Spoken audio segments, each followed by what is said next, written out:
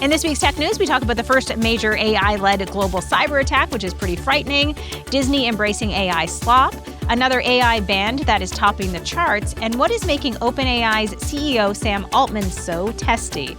If you're watching on YouTube, please like, comment, and subscribe, which really helps the show. So thanks in advance for your support. Now on to the Tech News. We've been told for a while about the enormous implications, both good and bad, that come from AI's interaction with cybersecurity. And Anthropic recently admitted that its cloud AI model was hacked by the Chinese government and used to carry out cyber attacks against around 30 targets around the world, including financial institutions, government agencies, and other businesses. This is just really, really big and important news. Anthropic noted that this is the first documented case of a large-scale cyber attack conducted primarily by AI, estimating that Claude managed about 80 to 90% of the effort, with a human being involved only at a few critical choke points. This is not the first attempt to do so, though, with Google catching Russian hackers using large language models as part of malware attacks earlier this year, and Anthropic itself having recently detected and quashed a previous attempted hacking of Claude. And we've interviewed ESET's chief security evangelist, Tony Anscombe, on the show. His coworker, Jake Moore, noted a terrifying consequence of this kind of use of AI, saying, I quote, "Not only is this what many have feared, but the wider impact is now how these attacks allow very low-skilled actors to launch complex intrusions at relatively low costs."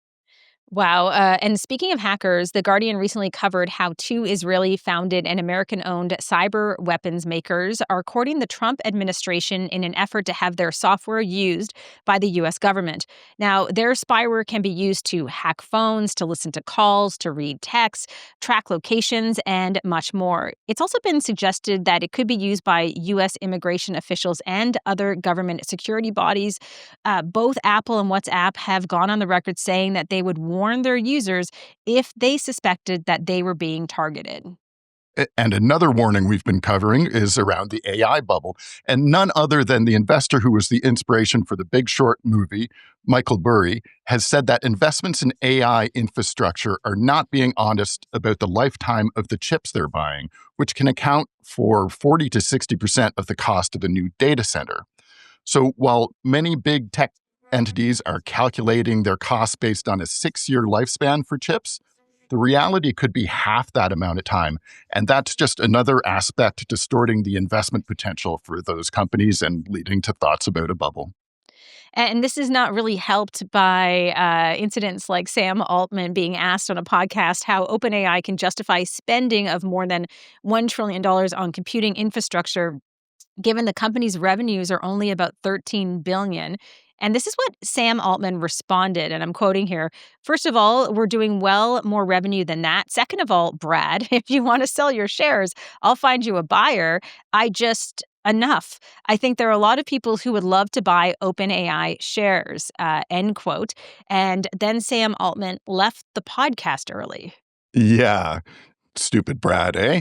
It's not a great confidence builder. And frankly, the CEO of a company as big as OpenAI needs to have a better answer than that for a very, very reasonable question. And there are more questions than that need to be asked of OpenAI. For instance, Forbes just reported that it might be spending as much as $15 million a day running its Sora video slop app. So you have to wonder how that plays into making more money. And while there are reports of OpenAI trying to make an AI-powered personal health assistant, which certainly could be lucrative, it's just the scale of these numbers. It's pretty hard to close the enormous earnings versus spending gaps, even with big moves like into the AI health space. Yeah, I mean, this story was definitely making its rounds on social media, and I think you brought up a good point that anyone in Sam Altman's position should be able to answer just simple questions without walking away.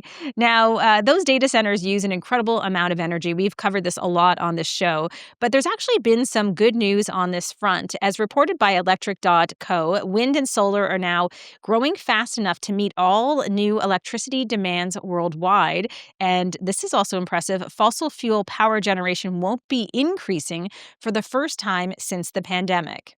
Yeah, that's pretty great news, and it'd be really interesting to see how all that holds up as all of these data centers go online because they're going to be making more demands than anything.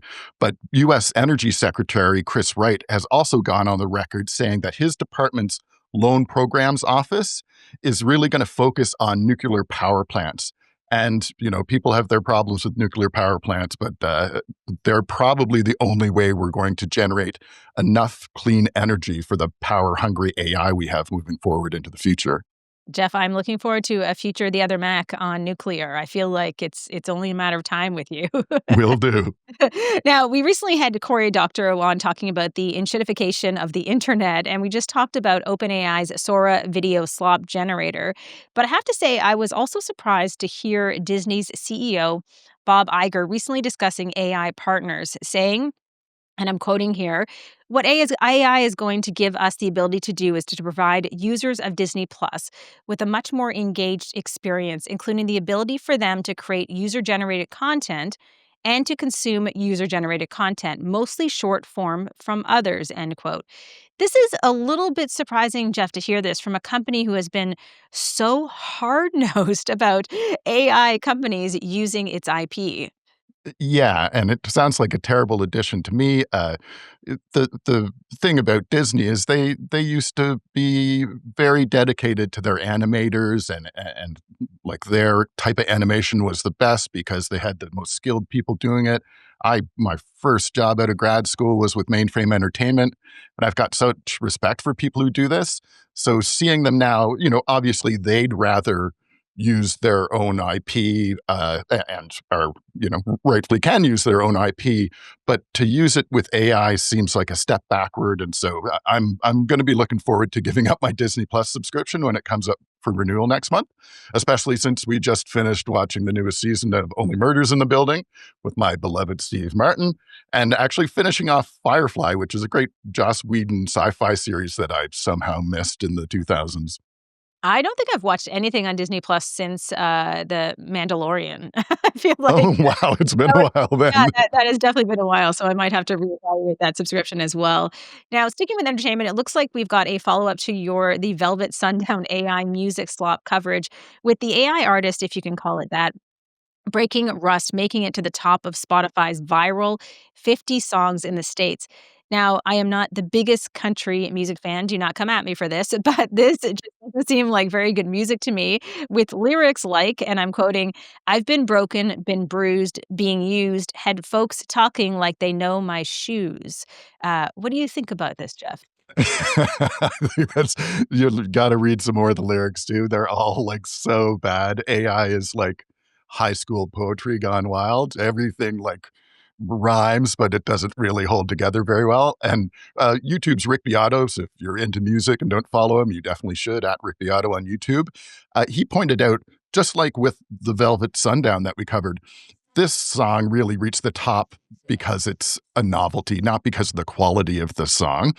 But something that may be a bit clever about Breaking Rust that he also pointed out is that it looks like it reached the top of Billboard's country digital song sales chart first. And think of who buys music anymore? Not very many people. But what he was saying that that really prompted the coverage because they could say AI music reached the top of the charts, even though it's on this very strange little chart that isn't all that relevant. But that it could easily have been the human creator of the group buying something like $3,000 worth of digital downloads, and he would have gotten media coverage that would have cost so much more than that few $1,000s. So there's a cleverness to it there, but I'm just adding this to the reasons why I'm not a professional musician anymore. And please, God, can we get some reliable AI content labels sooner rather than later, please? Totally agree. So let's switch from music to sports with Jeff taking a look at online sports betting next in the other Mac. But before we go, please do make sure to hit like and subscribe and let us know what you think about this episode's news stories in the comments. Thanks so much for your support.